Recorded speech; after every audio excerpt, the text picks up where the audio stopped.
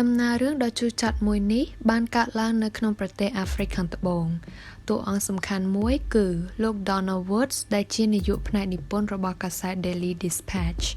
ថ្ងៃមួយនៅពេលដែលគាត់កំពុងពិនិត្យមើលព័ត៌មានរបស់កាសែតសម្រាប់ថ្ងៃស្អែក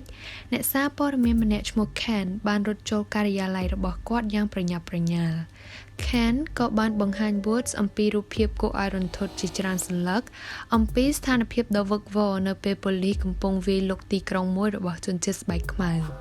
បន្ទាប់ពី Woods សម្រេចចិត្តបញ្ចូលរូបភាពទាំងនោះទៅក្នុងអត្ថបទកាសែតរបស់គាត់បានប្រទះឃើញរូបភាពរបស់ Stephen Biko បុរសជនជាតិស្បែកខ្មៅម្នាក់ដែលមានមនោគមវិជ្ជាខុសគ្នាពីគាត់ Woods ក៏សរសេរអត្ថបទមួយរិះគន់ Biko ហើយអត្ថបទនេះបានធ្វើឲ្យ Mamfela Ramphele ដែលជាវេជ្ជបណ្ឌិតស្បែកខ្មៅម្នាក់កើតទុក្ខមិនសុខចិត្តជាខ្លាំងភ្លាមនោះនាងបានស្នើសុំជួបជាមួយ Woods ហើយបានបញ្ចុះបញ្ចូល Woods ឲ្យទៅជួបនឹង Biko ដើម្បីឲ្យ Woods ដឹងពីគោលបំណងពិតប្រាកដរបស់ Biko Woods យល់ព្រមហើយក៏បានទៅជួបជាមួយ Biko Man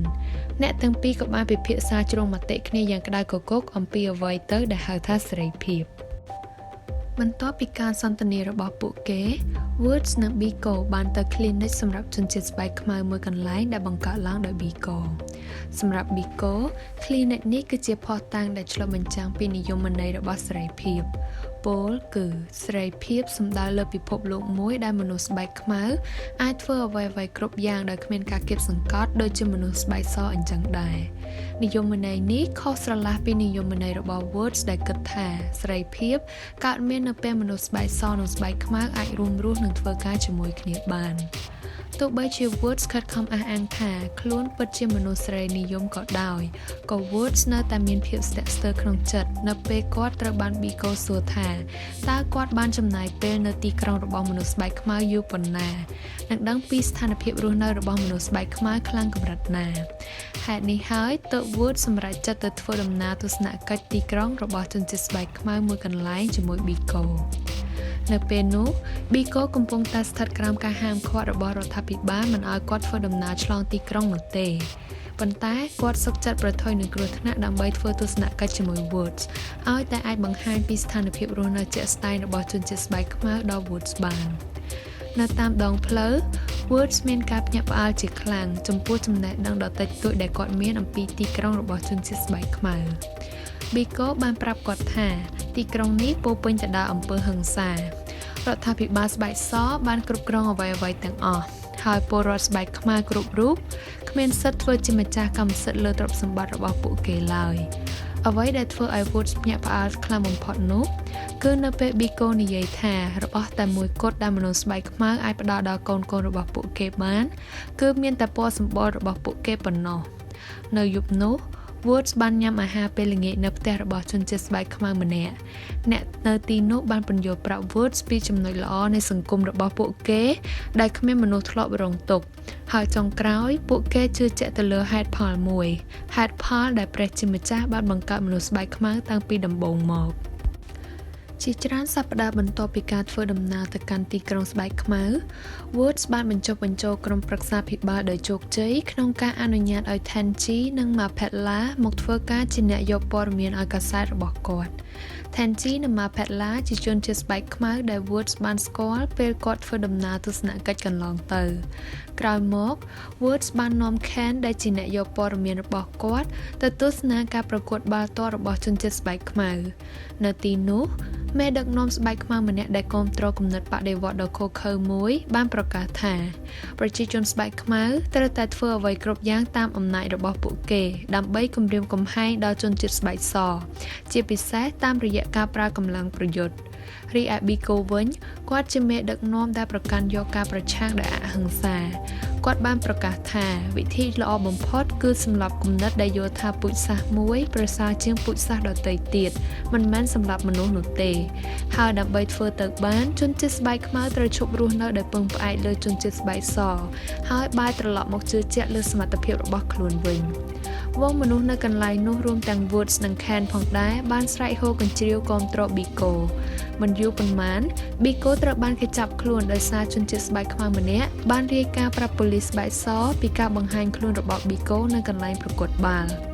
ការសន្ទនាដ៏ក្តៅគគុកមួយដែលពោពេញទៅដោយការស្អប់ខ្ពើមនិងហិង្សាបានកើតឡើងរវាង Biko និងលោកអនុស្នេហ៍ឯក Dewitt ប៉ុន្តែ Dewitt មិនអាចធ្វើអ្វី Biko បានឡើយដោយសារ Biko ជាសាក្សីសំខាន់ក្នុងការកាត់ក្តីមួយដែលនឹងប្រព្រឹត្តទៅនៅសប្តាហ៍បន្ទាប់ការកាត់ក្តីបានមកដល់ហើយ Biko បានធ្វើឲ្យគ្រប់គ្នាចាប់អារម្មណ៍នៅពេលគាត់បានលើកឡើងអំពីចលនាតស៊ូដោយអហិង្សារបស់ជនជាតិស្បែកខ្មៅដើម្បីទទួលបានសិទ្ធិរស់នៅស្មើគ្នាជាមួយជនជាតិស្បែកសនៅថ្ងៃបន្ទាប់កាសែតទាំងអស់ក្នុងប្រទេសអាហ្វ្រិកខាងត្បូងបានផ្សព្វផ្សាយព្រឹត្តិការណ៍ប្រវត្តិសាស្ត្រនេះដោយសង្កត់ធ្ងន់លើសម្ដីរបស់ Biko ក្នុងពេលជំនុំជម្រះក្តីនៅយប់មួយឆ្មាំយាមព្រះវិហារដែលជាកន្លែង Biko លាក់ខ្លួនបានរាយការណ៍ប្រាប់ Woods ថាគាត់បានឃើញអនុស្នេហ៍ឯក Dewitt និងកូនចៅមកកំទេចព្រះវិហារលុះដូច្នេះប្រពន្ធរបស់ Woods ឈ្មោះ Wendy បានស្នើឲ្យ Woods ហោះទៅទីក្រុង Pretoria ដើម្បីរាយការណ៍អំពីអបតិហេតុនេះដល់រដ្ឋមន្ត្រីប៉ូលីសឈ្មោះ Kruger ដែលជាមនុស្សស្អប់ការប្រើអំណាចខុសច្បាប់របស់ប៉ូលីសនៅពេល Woods ជួបជាមួយ Kruger Woods បានសាកសួរគាត់អំពី Biko ហើយក៏បានដឹងថា Kruger មិនយល់ស្របនឹងគំនិតរបស់ Biko ទេប៉ុន្តែគាត់កំពុងព្យាយាមរកវិធីបង្រួបបង្រួមជនជាតិស្បែកខ្មៅនិងស្បែកសហើយគាត់យល់ព្រមថានឹងពិចារណាឡើងវិញនៅគំនិតរបស់ Woods ចំពោះ Biko ផ្ទុយស្រឡះពីអ្វីដែលអ្នកទាំងពីរបានព្រមព្រៀងគ្នា Kruger បានក្បត់ Woods ហើយបានបញ្ជូនប៉ូលីស2នាក់ទៅផ្ទះរបស់គាត់ដើម្បីរកមើលថាតើសាក្សីដែលរាយការណ៍ពីការកំទេចព្រះវិហារនោះជានរណាចាប់ពីពេលនោះមកប៉ូលីសបានចាប់ផ្ដើមការវាយប្រហារទៅលើប្រជាជនស្បែកខ្មៅកាន់តែខ្លាំងឡើងក្នុងនោះដែរពួកគេបានឃុំខ្លួន Mapetla និង Tenji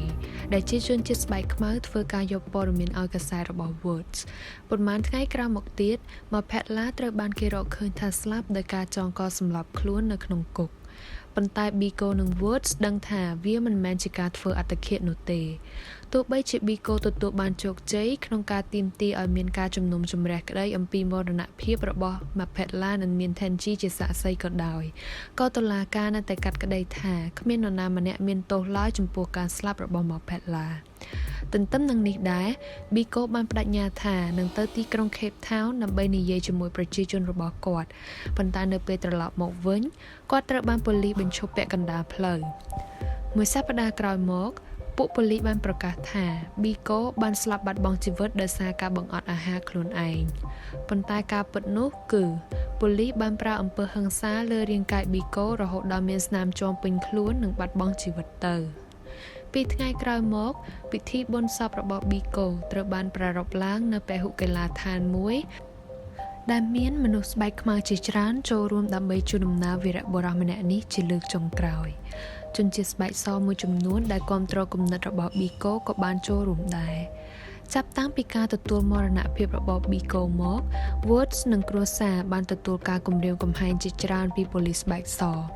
Woods មានគម្រោងចង់ហោះហើរទៅទីក្រុង Boston ដើម្បីចែករំលែកការពិតនៃមរណភាពរបស់ Biko ឲ្យពិភពលោកបានដឹងប៉ុន្តែជាអកុសលនៅព្រលានយន្តហោះគាត់ត្រូវបានបញ្ឈប់ដោយប៉ូលីសសន្តិសុខម្នាក់ដែលបានប្រាប់ថាគាត់ត្រូវបានរដ្ឋាភិបាលហាមឃាត់មិនឲ្យធ្វើដំណើរ Woods ត្រូវបានហាមឃាត់មិនឲ្យចាក់ចេញពីផ្ទះរយៈពេល5ឆ្នាំមិនឲ្យជួបមនុស្សលើសពីម្នាក់មិនឲ្យសរសេរអត្ថបទនិងមិនឲ្យចូលការិយាល័យបោះពុម្ពណាមួយឡើយទោះជាយ៉ាងនេះក្តី Woods ក៏នៅតែអាចលួចសរសេរសៀវភៅអំពី Biko ដោយសម្ងាត់អស់រយៈពេល3ខែមកដល់ត្រង់នេះ Woods មានជម្រើស2បំផ្លាញសៀវភៅនេះចោលភ្លាមឬចាក់ចេញពីប្រទេសអាហ្វ្រិកខាងត្បូងនេះជារៀងរហូតជាមួយសៀវភៅគាត់ Woods ជឿជាក់ថាជម្រើសចុងក្រោយគឺជាជម្រើសដ៏ល្អបំផុតពីព្រោះការស្លាប់របស់ Biko គឺពិតជាអយុត្តិធម៌ពេកហើយដែលពិភពលោកទាំងមូលមិនបានដឹងពីការពិតដោយមានជំនួយពីមិត្តភ័ក្តិរបស់គាត់ Woods បានបង្កើតផែនការរត់គេចពីអាហ្វ្រិកខាងត្បូងផែនការនោះគឺនៅថ្ងៃទី31ខែធ្នូនៅពេលដែលមនុស្សគ្រប់គ្នាកំពុងអបអរការផ្លាស់ប្ដូរឆ្នាំចាស់ចូលឆ្នាំថ្មី Woods នឹងបន្លំខ្លួនធ្វើដំណើរតាមយន្តហោះពីទីក្រុង Maseru ទៅ Botswana ដោយឆ្លងកាត់តាមព្រំដែនរវាងអាហ្វ្រិកខាងត្បូងនិង Lesotho ជាមួយគ្នានេះដែរប្រពន្ធគាត់ Wendy និងកូនរបស់ពួកគេនឹងធ្វើដំណើរផ្សេងពី Woods ទៅស្នាក់នៅផ្ទះឪពុកម្ដាយរបស់ Wendy រងចាំការផ្ដល់ដំណឹងរបស់ Woods ជាសំណាងល្អរបស់ Woods ដែលបានជួបអ្នកមានសន្តានចិត្តល្អគាត់បានទៅដល់ Maseru ដោយសុវត្ថិភាព ភ្លាមៗនោះ Woods បានស្នើសុំជួបជាមួយឧត្តមស្នងការជនជាតិអង់គ្លេសប៉ុន្តែគាត់បានជួបលោក James Moffat ដែលជាឧត្តមស្នងការស្ដីទីជំនួសវិញគាត់ក៏បានទូរស័ព្ទទៅប្រពន្ធគាត់ Wendy ហើយជាចៃដន្យនាងទើបតែមកដល់ផ្ទះឪពុកម្ដាយនាងល្មមដែលដឹងថាស្វាមីរបស់នាងមានសុវត្ថិភាព Wendy ធូរចិត្តជាខ្លាំងប៉ុន្តែនោះក៏មានន័យថានាងត្រូវបើកឡានទៅ Maseru ជាបន្ទាន់ដើម្បីជួបជុំគ្នាជាមួយស្វាមីនាងទីបំផុតWoods បានជួបជុំគ្រួសាររបស់គាត់នៅ Maseru ប៉ុន្តែនៅមានបញ្ហាមួយទៀតដែលមិនទាន់ដោះស្រាយរួចបញ្ហានោះគឺជើងហោះហើរទាំងអស់ពី Maseru ត្រូវចុះចតនៅអាហ្វ្រិកខាងត្បូងមុនពេលបន្តដំណើរនៅថ្ងៃបន្ទាប់ Woods បានជួបជាមួយលោក McAleer ដែលជាថៅកែយន្តហោះដែលនឹងហោះចេញពី Maseru McAleer សុខចិត្តលះបង់យន្តហោះមួយរបស់គាត់ប្រសិនបើមានអ្នកបើកយន្តហោះណាដែលយល់ព្រមហោះហើរដោយមិនឈប់នៅអាហ្វ្រិកខាងត្បូងជាសំណាងមានបុរសម្នាក់ជនជាតិ New Zealand យល់ព្រមបើកបរយន្តហោះនោះទន្ទឹមនឹងនេះដែរលោក Jonathan នាយករដ្ឋមន្ត្រីនៃប្រទេស Lesotho បានរៀបចំលិខិតឆ្លងដែនរបស់អង្គការសហប្រជាជាតិចំនួន7សម្រាប់ Woods និងគ្រួសាររបស់គាត់ហើយថែមទាំងបានចាត់ឲ្យមានមន្ត្រីអមដំណើរពួកគេក្នុងពេលហោះហើរទៀតផងនៅចុងបញ្ចប់នៃរឿង Woods និងគ្រួសារបានទៅដល់ទីក្រុង Botswana ដោយបំណងដោយសុវត្ថិភាពសូមអរគុណចំពោះការតាមដានទស្សនាវីដេអូមួយនេះសម្រាប់ព័ត៌មានបន្ថែមពី The TSLC កុំភ្លេច like និង follow Facebook page របស់ The TSLC ហើយប្រសិនបើលោកអ្នកពេញចិត្តវីដេអូមួយនេះសូមជួយចុច like subscribe និងចុចលើរូបកណ្ដឹងដើម្បីទទួលបានវីដេអូបែបនេះជាច្រើនទៀតជួបគ្នាក្នុងវីដេអូក្រោយទៀតណា